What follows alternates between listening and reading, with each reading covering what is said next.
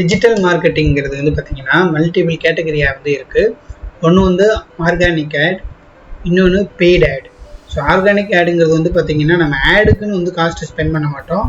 But அந்த ஆர்கானிக்கில் நம்மளோட வெப்சைட்டை ரேங்கிங் கொண்டு வரதுக்கு பேக் எண்டில் ஒர்க் பண்ணுவோம். இதே இது பெய்டு ஆடுங்கிறது வந்து பார்த்தீங்கன்னா ஆடுக்கு நம்ம வந்து ஒரு அமௌண்ட் ஸ்பெண்ட் பண்ணி கூகுள்லேயோ பிங்க்லேயோ இல்லை சோஷியல் மீடியா பிளாட்ஃபார்ம்லேயோ நம்ம வந்து ஆட் ஷோ பண்ணுவோம். ஈச் கிளிக் கஸ்டமர் வந்து கிளிக் பண்ண வந்து நம்ம வந்து அமௌண்ட் வந்து அந்த பர்டிகுலர் பிளாட்ஃபார்ம்ஸ்க்கு வந்து நம்ம பெய்ட் பண்ணுற மாதிரி இருக்கும். இது பெய்டு ஆட்னு சொல்லுவோம். இதில் டிஃப்ரெண்ட் கேட்டகரிஸ் இருக்குது. எஸ்சிஎம்னா சர்ச் இன்ஜின் மார்க்கெட்டிங், அது கூகுள் பிங் வரும். இமெயில் மார்க்கெட்டிங், எஸ்இஓ, எஸ்எம்ஓங்கிறது வந்து சோஷியல் மீடியா ஆப்டிமைசேஷன் சொல்லுவோம். சோஷியல் மீடியா பிளாட்ஃபார்ம்னா ஃபேஸ்புக், இன்ஸ்டாகிராம், லிங்க்டின் இந்த மாதிரி பிளாட்ஃபார்ம் இருக்கும்.